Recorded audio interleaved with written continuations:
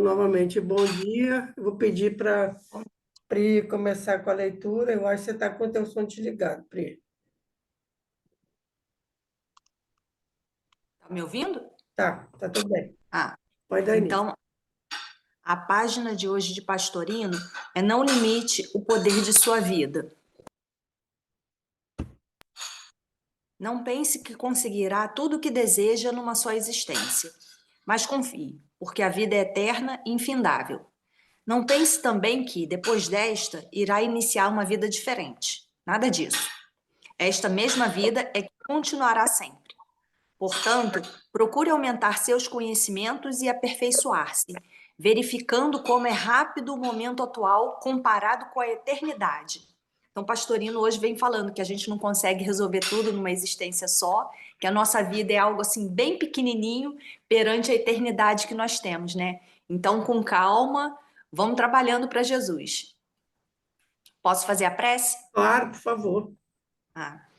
Então, assim, vamos fechar os nossos olhos, acalmar as nossas mentes, acalmar o nosso coração, agradecendo a Deus por esta oportunidade benfazeja, agradecendo ao nosso Mestre Jesus, nosso Consolador querido, nosso protetor, agradecendo a Maria de Nazaré, nossa Mãe Santíssima, e aos Espíritos benfeitores. Mas também vamos te pedir, Senhor, porque somos eternos pedintes, vamos te pedir que o Senhor abençoe a cada um que está participando deste Evangelho. Que o Senhor abençoe os nossos amores, os nossos desafetos, os nossos vizinhos, aqueles que trabalham conosco, Senhor.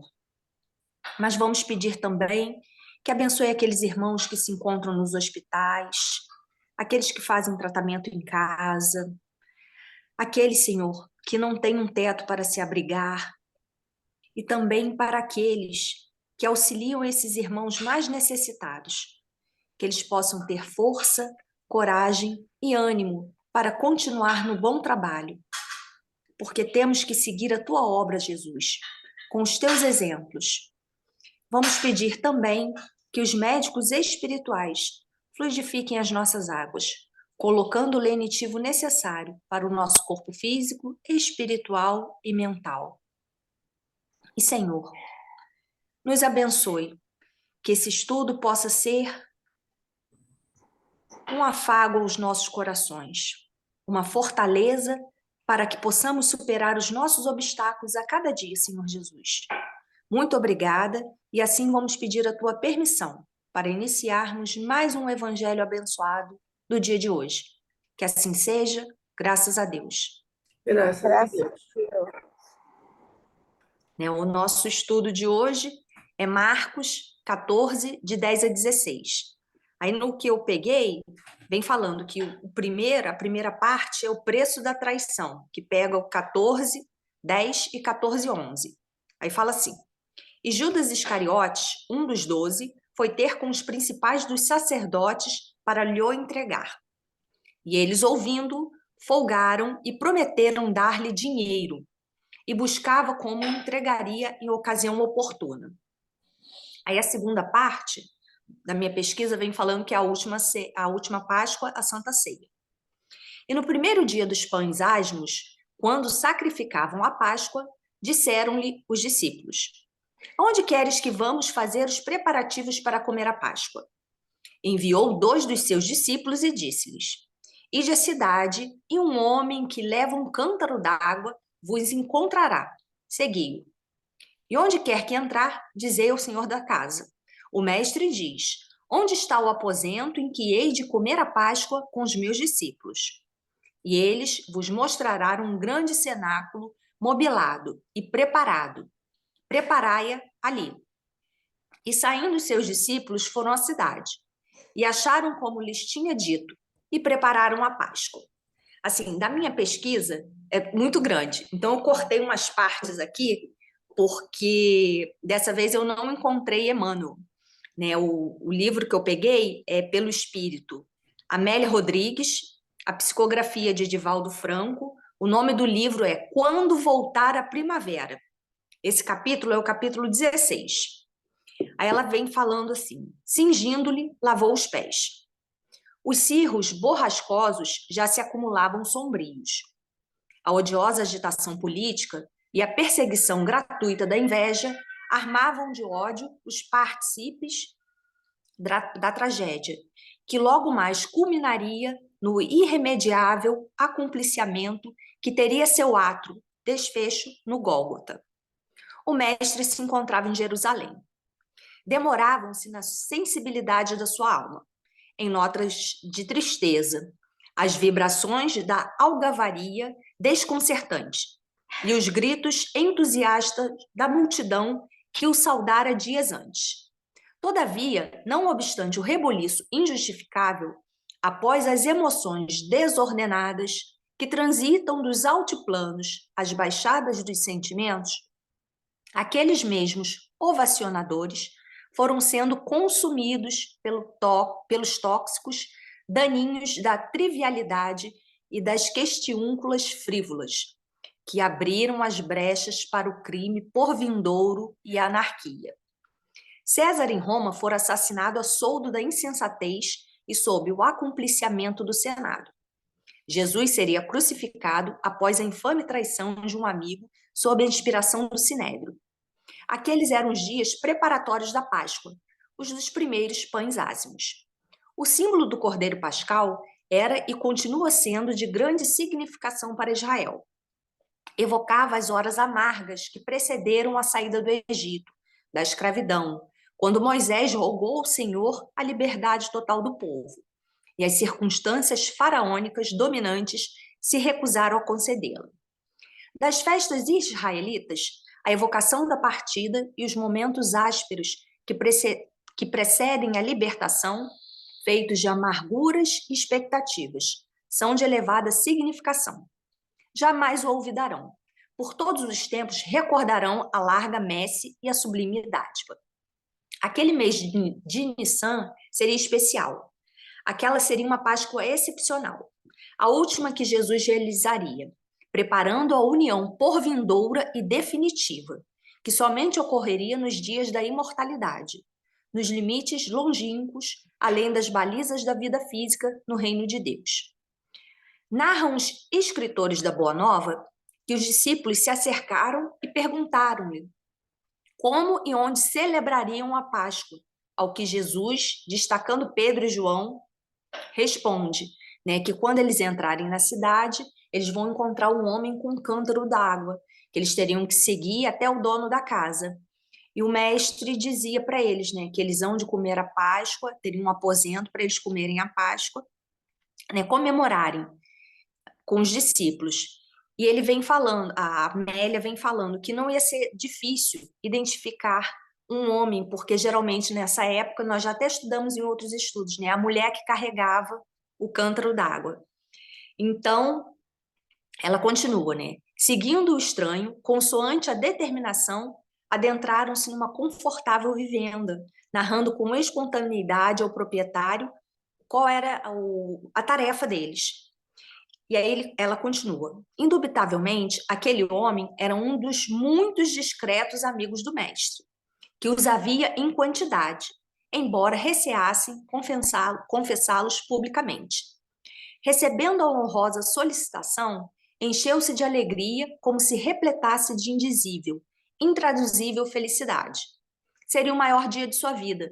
A luz inundaria sua casa, jamais se apagando. Ele e os 12, acompanhado pela Mãe Santíssima, que se encontravam também em Jerusalém, deram início ao cair da tarde à cerimônia que transcorria entre os sorrisos e expectativas de crescente felicidade. A festividade tradicional se fazia complexa, ritualística. Dever-se-ia partir o pão ázimo e embebê-lo em líquido, igualmente amargo, antes de comê-lo. Evocavam-se as dores transatas, que permaneciam vivas no orgulho nacional. As libações eram previstas, acompanhadas de cantos e exclamações especiais. Desde a preparação do cordeiro, ela vem falando que não devia ter osso quebrado, teria que ser cozido em fogo vivo, preso numa vara de romanceira, e tinha todo um método para se preparar. Mas ela vem comentando que Jesus, que estava situado acima dos aparatos e ritos humanos, para que se cumprissem os dispositivos legais e proféticos, permitia-se submeter-se a tais determinações, porque, ela põe entre aspas, não viera para destruir a lei.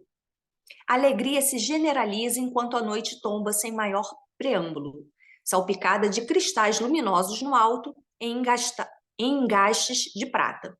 O mestre, que por várias vezes anunciara a paixão e acabara de dar as últimas instruções, desvestiu a indumentária larga e, cingindo-se de uma toalha, tomou de uma bacia com água, acercou-se dos companheiros e lavou-lhe os pés. A suprema humildade em uma incessa lição de amor seria a expressão final da renúncia de si mesmo. Não se davam conta os amigos daquele ensinamento ímpar. Chegando a Simão Pedro, perguntou-lhe este: Senhor, tu a mim me lavas os pés? Aí Jesus responde: O que eu faço tu não sabes agora, mas entendê-lo-á mais tarde. E aí nós não devemos esquecer, né? Ela continuou assim: Nunca deverão esquecer a fraternidade, a união e o entendimento. Tudo que houvesse fora das paredes daquele cenáculo, que jamais os separasse, antes lhes ofertando forças para o prosseguimento.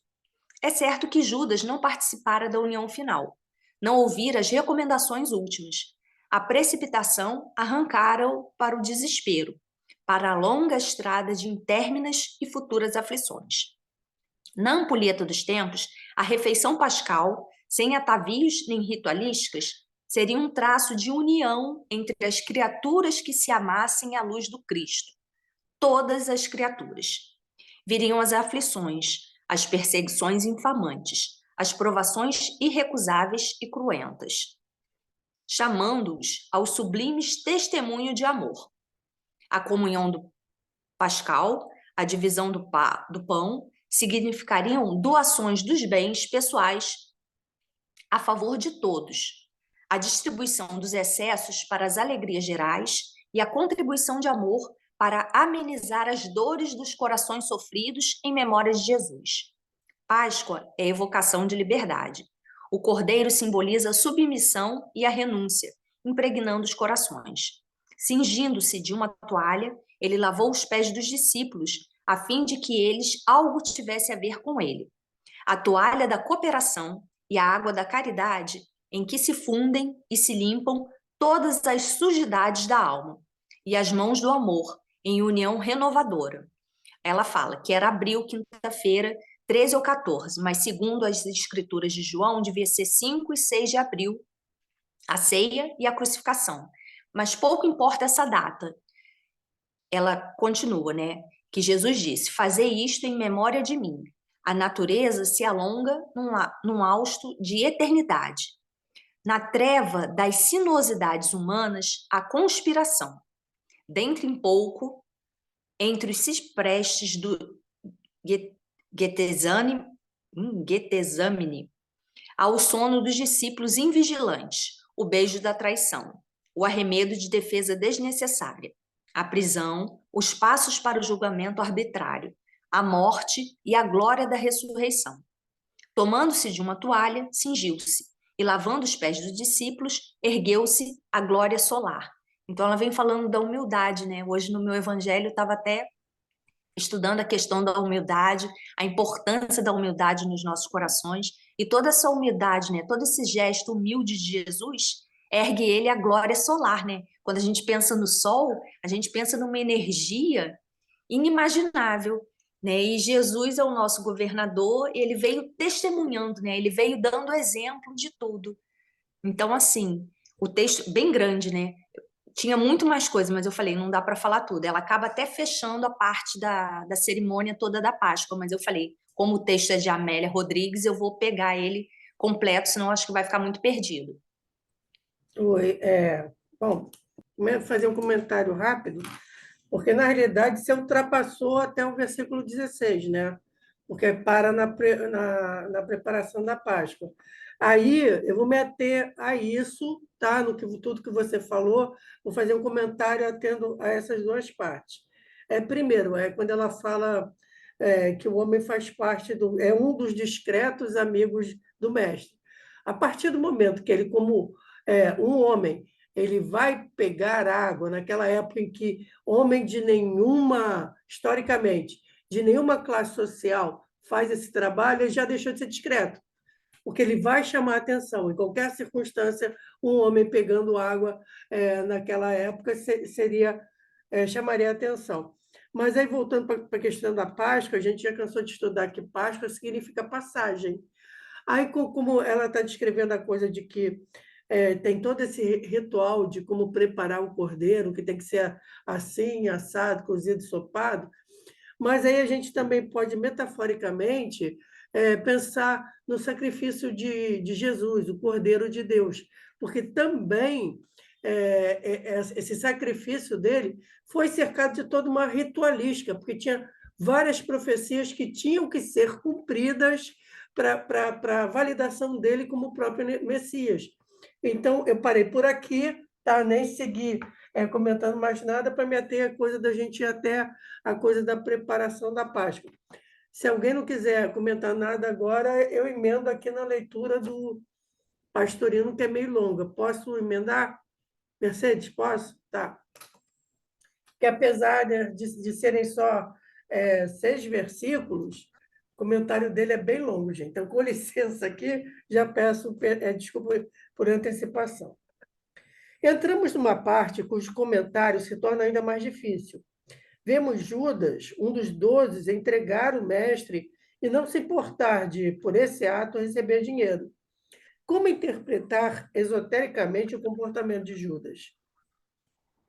Diante das personagens humanas, Judas é o protótipo do traidor sujo e desprezível, que atraiçoa a quem o beneficiou, em troca de miseráveis moedas, arrependendo-se depois, mas muito tarde. Já foram escritos muitos volumes de comentários desse gesto infame, entre parênteses, e apareceram muitas teorias a respeito desse comportamento estranho. No entanto, temos que considerar o outro lado do fato. Eu vou dar uma pausazinha. O som que vocês estão ouvindo é de tiro, mas não se preocupem, que onde eu estou bem obrigada, eu não tenho perigo nenhum de eu ser atingida, tá? Tem operação policial, só dando esse adendo. Já foram escritos muitos volumes de comentários desse gesto infame, e apareceram muitas teorias a respeito desse comportamento estranho. No entanto, temos que considerar o outro lado do fato. Jesus afirma que melhor fora não houver nascido. Isso está em Mateus 26, 24 e Marcos 14, 21. Essa frase pode interpretar-se como terrível condenação da personagem, mas também podemos olhá-la como lamentação a respeito do tremendo choque de retorno que essa personagem receberia, por ainda não achar-se à altura de perceber toda a magnitude cósmica de seu gesto e se desesperaria.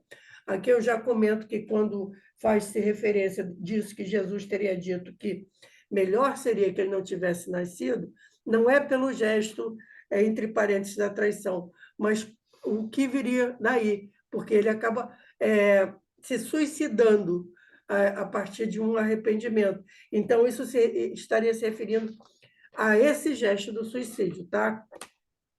Considerando o fato, sob a luz da economia planetária, o papel de Judas na entrega de seu mestre foi um ato altamente sublime. Exerceu a mesma tarefa do sacerdote que oferece e imola a vítima no altar dos holocaustos. Meditaríamos nessa entrega, também entre parênteses, como a legítima do iniciado que vai galgar mais um degrau na senda e precisa ser entregue ao colégio sacerdotal a fim de submeter-se aos ritos prescritos, né, nos cerimoniais secretos. O sacerdote que, nas escolas iniciáticas egípcias e gregas, introduzia, ou seja, entregava o candidato ao colegiado de sacerdotes, neste caso o Sinédrio, para que fosse submetido à prova da morte de Osíris, é que se constituía espontaneamente como fiador ou avalista do candidato, e isso em virtude de bem conhecê-lo, sabendo e jurando acerca de sua capacidade de sofrer todas as provas e vencê-las. Se houvesse fracasso do candidato, o sacerdote ofertante era incriminado como incompetente, perdendo a confiança dos mestres que passavam a considerá-lo incapaz de apresentar qualquer outro candidato. Mas, se este vencesse, seu fiador moral era homenageado por isso, merecendo maiores considerações de todos. Diante disso, podem ser aventadas algumas hipóteses. O papel de Judas foi fundamental no drama do Calvário. Ora, as forças superiores não podiam permitir que uma tarefa tão enorme e de tão grandes consequências para a humanidade ficasse à mercê de uma criatura fora do palco. Esse fora do palco, entre aspas, também. Só um dos elementos da peça poderia representá-lo com segurança, sem perigo de fazer fracassar todo o conjunto. Então, é que ele coloca que isso era um papel tão importante que não poderia estar fora daquele círculo de escolhidos de Jesus. Daí, antes que permitir que o Sinédrio agisse, ter sido um dos próprios discípulos que marcou a hora e os minutos do início solene da cerimônia sacra iniciática, estabelecida por Jesus, quando lhe diz, está em João 13:27, faze já o que tens que fazer. Então, quem está determinando, de certa forma, é Jesus, que diz a Judas, faz agora o que você tem que fazer, já prevendo tudo que aconteceria dentro de um tempo determinado ligado à própria Páscoa. Função de tão grande responsabilidade e importância devia ser confiada a quem tivesse a capacidade de executá-la sem falhas. Mas, pobre homem, o choque que recebeu depois de cumprida a incumbência foi tão violento que ele se descontrolou e desesperou.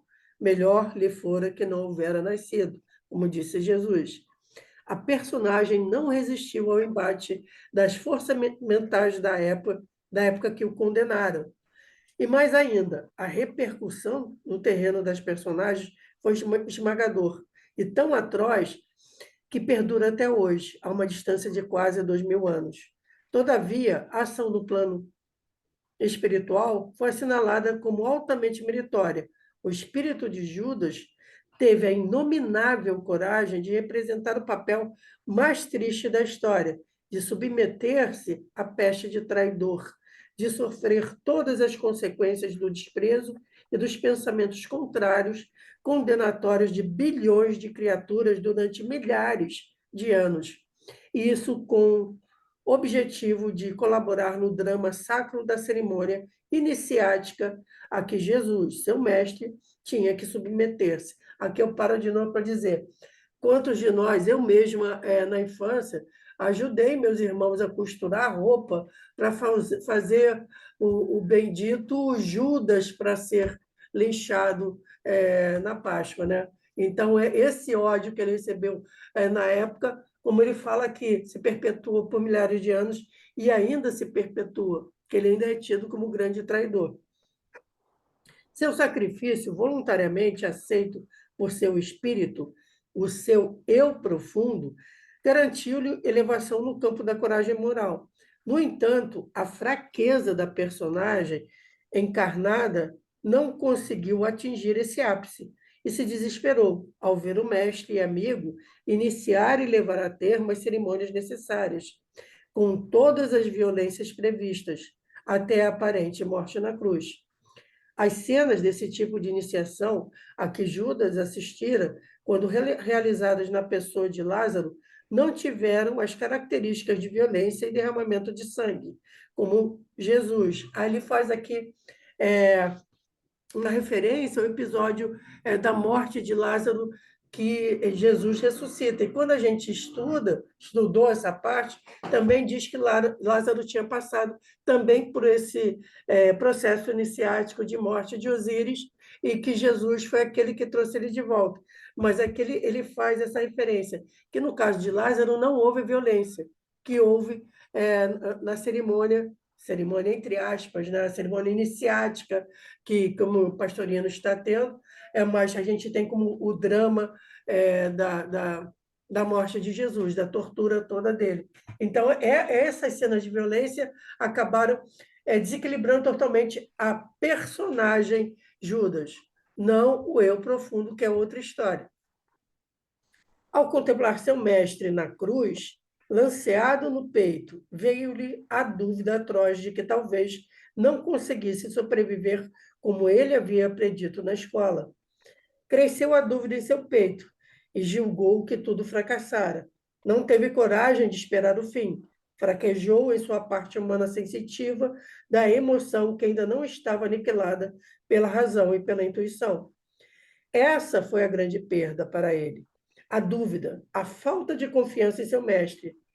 E se o plano falhara, e ali estava a morte, aquele que ele mesmo entregara ao Sinédrio, não para morrer, mas apenas para submeter-se a uma cerimônia iniciática, então também os discípulos que o entregaram não deviam viver. Olhando-se sob esse prisma que acabamos de expor, descobrimos novas luzes no gesto de Judas, tão condenado e, apesar disso, tão indispensável a todo o desenvolvimento da evolução humana. Assim, não haveria Jesus sem Judas, nem ocorreria a sublimação de um sem o sacrifício de outro. Aqui eu acho um pouquinho de exagero dele. Haveria Jesus sem Judas, sem qualquer um deles, Jesus continuaria sendo Jesus. Poderia não haver o Jesus que se torna o Cristo a ser morto sem Judas. Faltou, acho que, especificar isso. De um sem o sacrifício do outro. Não poderia elevar-se um sem que o outro se abaixasse. É mister que ele cresça e eu diminua. Judas cumpriu sua tarefa, anulando-se e sacrificando-se durante milênios, para que Jesus fosse exaltado na mesma proporção durante o mesmo período. A questão monetária constitui um pormenor adrede preparado para escurecer mais o lado da sombra, a fim de ressaltar melhor a iluminação do positivo, além de constituir, como sempre, símbolo marcante. 30 é um número que aparece com frequência nas escrituras judaicas, não só porque constitui o limite da idade para o início da vida pública, temos nesse número o símbolo de haver se completado o desenvolvimento da personagem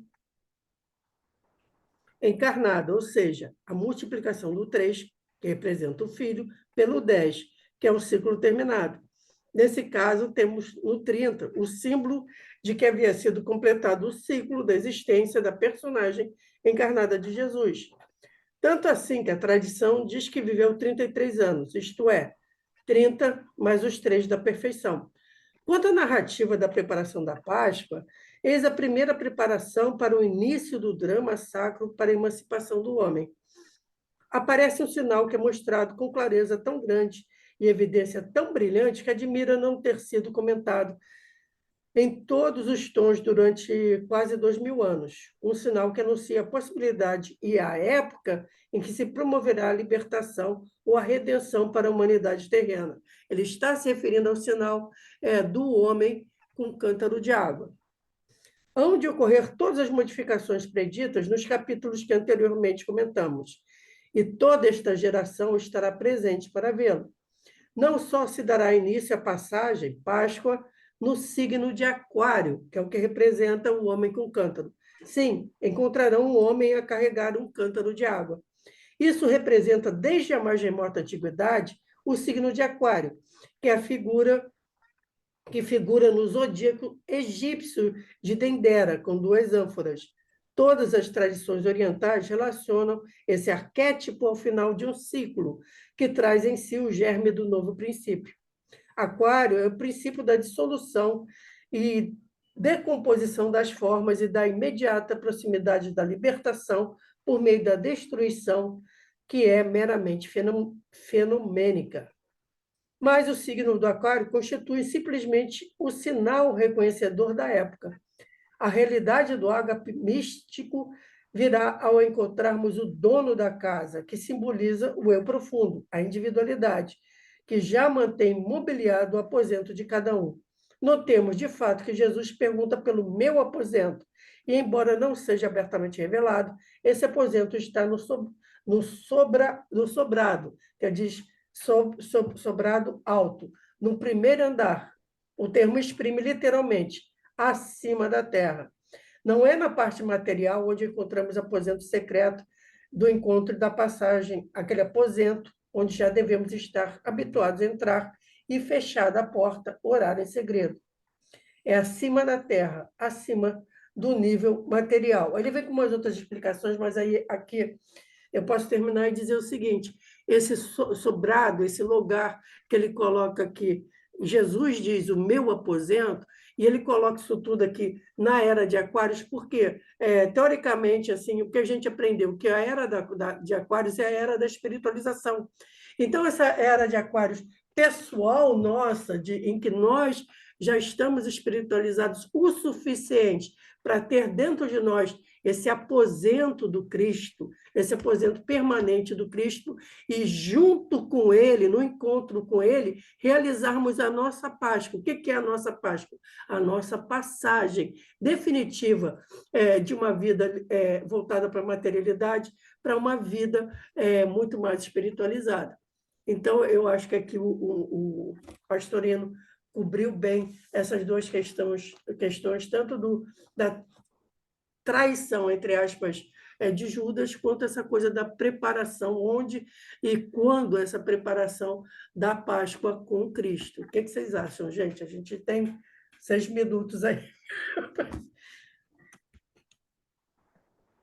Tá todo mundo sem som, só eu que tenho que estou com som. Eu posso até, gente, se vocês quiserem, eu posso até dizer que eu faço outro link agora e a gente reinicia essa reunião, pode ser? Pode, pode. Pode? Fala, Pode. Mercedes. Não, eu não quero discordar com nada que você falou ou que a Priscila falou, mas eu tenho uma outra interpretação quando diz que ele precisou de Judas, que sem Judas ou os outros discípulos, Jesus não seria nada. Eu concordo, porque ele espera muito da gente para agir, que ele age através de nós. Então, se a gente não agir, ele não tem como fazer sozinho, né? Sim. Mas então, você acho que ela pensou nisso. Concorda de eu fazer outro link para a gente continuar a reunião? Concordo. Então, vou falar com vocês, antes da gente continuar aqui, eu já vou terminar essa reunião e já vou abrir outra para a gente continuar essa discussão, que eu acho que vai longe, e depois terminar, tá? Então, gente, até já. Já vou colocar o link lá. Tá legal. Até já. Até já.